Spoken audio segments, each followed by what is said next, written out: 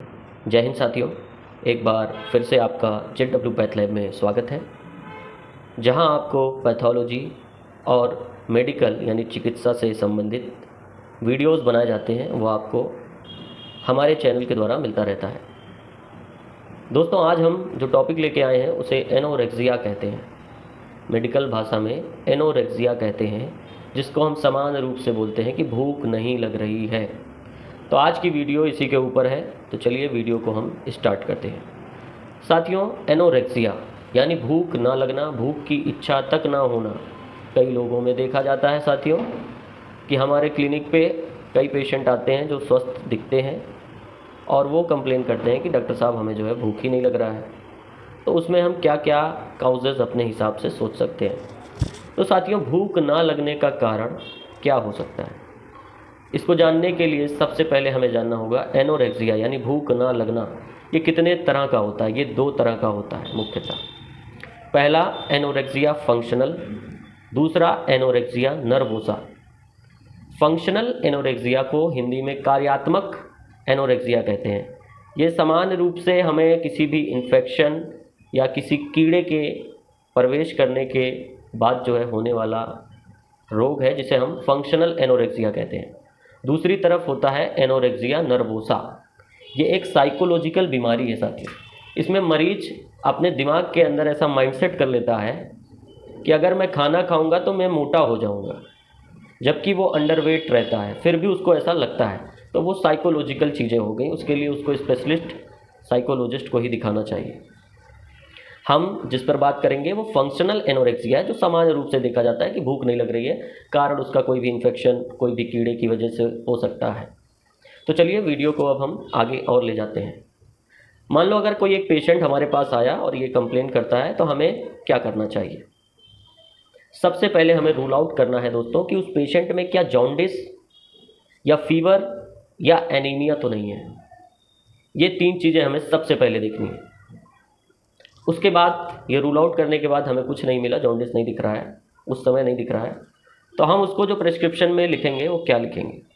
एक बार फिर से मैं बताऊं आपको साथियों, ये वीडियो बना रहा हूं मैं इसलिए कि आपको कुछ जागरूकता हो मेडिसिन के बारे में।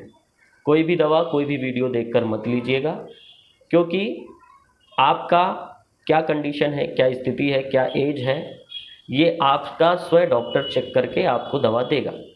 लेकिन अमूमन जो दवाएं दी जाती हैं उसका एक बेसिक नॉलेज मैं इस वीडियो में दे रहा हूँ।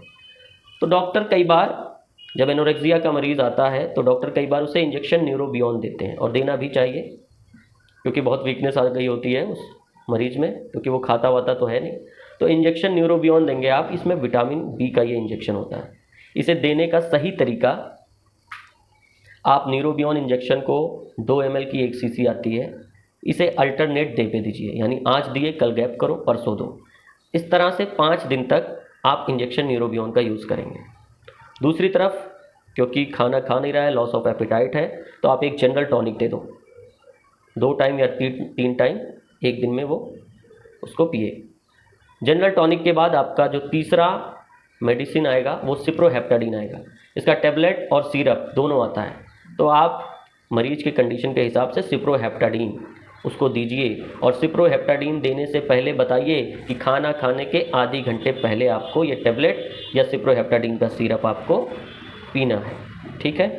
सिप्रोहेप्टाडीन देने के बाद आप उसमें एक एंटीहिस्टामिन बकलीजिन, जो टैबलेट लॉन्गिफिन नाम से आता है, इसका आप यूज़ कर सकते हैं। टैबलेट लॉन्गिफिन को आपको बीडी देना है सुबह और शाम, आधी घंटा पहले खाना खाने से। ये चीज़ आपको बतानी होगी। अच्छा, अब इसमें कुछ लोग कहेंगे कि एंटीहिस्टामिन ड्रग क्यों दे रहे हैं। देखो, जो बकलीजिन ड्रग है यानी टैबलेट लॉन्गिफिन नाम से जो आता है, इसका मुख्यतः काम ही ये होता है कि ये एपिटाइट को स्टिमुलेट करता है। ये डायरेक्ट हाइपोथैलेमस यानी ब्रेन में जाके काम करता है और हमारी भूख की क्षमता को बढ़ा देता है। तो इसके लिए इसका यूज़ करना चाहिए। तो ये 4 चीज़ें मैंने बताई, इंजेक्शन न्यूरोबियॉन, जनरल टॉनिक, सिरप एल्टोन वगैरह दे सकते हो आप। फिर आप सिरप प्रेक्टिन यानी जिसमें सिप्रोहेप्टाडीन है ये दे सकते हो आप। टैबलेट लॉन्गिफिन दोगे। ये 4 चीज़ें हो गई आपकी। अब आप क्या करेंगे, जो सबसे इम्पॉर्टेंट चीज़ है, कई बार क्या होता है पेट में कीड़ा है, उसके वजह से एनोरेक्सिया हो रहा है, तो वहाँ पे आप तत्काल ही अपने मरीज को एक एल्बेंडाजोल 400 mg का 1 टैबलेट स्टैट आप खिला देंगे। इतना आप अगर कर दिए तो आपका मरीज 99% सही हो जाता है। इसमें और कोई दवा यूज़ नहीं किया जाता है। जीपी लेवल पे आप इतना यूज़ कर दिए, आपका मरीज ठीक हो जाएगा। अगर फिर भी मरीज ठीक नहीं हो रहा है या फिर आपने उसका रूल आउट किया तो एनीमिया है तो आप आयरन फॉलिक एसिड उसको 1-1 महीने के लिए डेली खाने के लिए दे दीजिए, उसका एनीमिया कवर हो जाएगा। साथ ही साथ अपने मरीज से आप कहिए कि व्यायाम करे, रेगुलर एक्सरसाइज करे, ठीक है। हो सके तो प्रोटीन्स डाइट में ज़्यादा ले, ठीक है, उससे उसका मसल मास बढ़ेगा, उसके अंदर जो है वीकनेस ख़त्म होगी। तो ये चीज़ें आप अपने मरीज को बोलने वाले हो। यदि फिर भी ठीक नहीं हो रहा है और कोई ओल्ड पेशेंट है, आपने दवा दिया नहीं ठीक हुआ, तो think about carcinoma of stomach. अगर कोई ओल्ड पेशेंट है, आपने ट्रीटमेंट किया जीपी लेवल पे और आपने ट्रीटमेंट के बाद आपके वो फिर कंप्लेन वही सेम कर रहा है, तो think about carcinoma of stomach. तो उसको आप गैस्ट्रोइंटेस्टाइटिस किसी भी डॉक्टर के पास आप स्पेशलिस्ट भेज दीजिए, क्योंकि वो हो सकता है कार्सिनोमा ऑफ स्टमक का केस हो।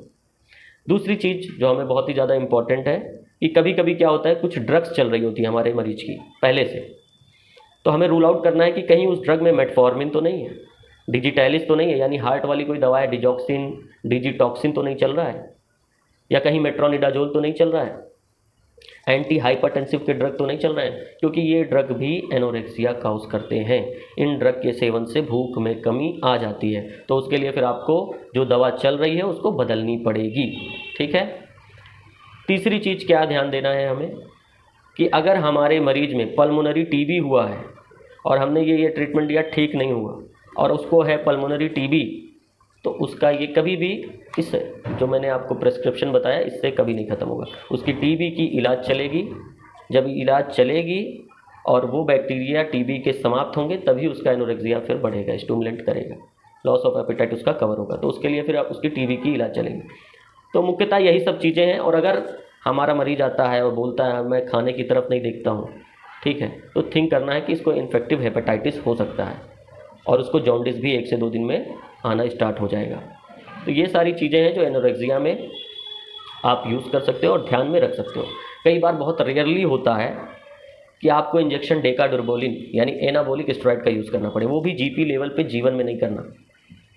इंजेक्शन डेकाडुर्बोलिन जो होता है ये एक एनाबोलिक स्टेरॉइड होता है जो एकदम लास्ट में दिया जाता है। जैसे कोई HIV का मरीज है, कैंसर का मरीज है, तो उसका जो एपेटाइट है उसको स्टिमुलेट करने के लिए इंजेक्शन डेकाडुर्बोलिन का यूज़ किया जाता है। तो जीपी लेवल पे हमें ये काम नहीं करना है। क्या हम उसके लिए टेस्ट लिख सकते हैं? सबसे पहले हीमोग्लोबिन का डिटेक्शन करो एनोरेक्सिया का पता करने के लिए कि कहीं एनीमिक तो नहीं है। कई बार एनीमिया की वजह से भी एनोरेक्सिया काउज होता है। दूसरी चीज़ हमें जो देखनी है, सीरम बिलिरुबिन देखनी है, जॉन्डिस में भी एनोरेक्सिया काउज होता है। ब्लड यूरिया देखना है, क्रेटिनिन देखना है, तो ये चीज़ें आपको ब्लड टेस्ट में देखनी होंगी। यूरिन का सैंपल उसका भेज दीजिए लैब में बिल सॉल्ट्स के देखने के लिए, बिल सॉल्ट्स उसके बढ़ तो नहीं रहे हैं, कितने आ रहे हैं, ठीक है, वो देखिए। आप साथ ही साथ एक्सरे करा सकते हैं चेस्ट का, टीबी और मैलिग्नेंसी को देखने के लिए। तो ये सारे एडवाइस आप इन्वेस्टिगेशन आप एडवाइस कर सकते हैं। आई होप आपको ये वीडियो अच्छा लगा होगा। जय हिंद।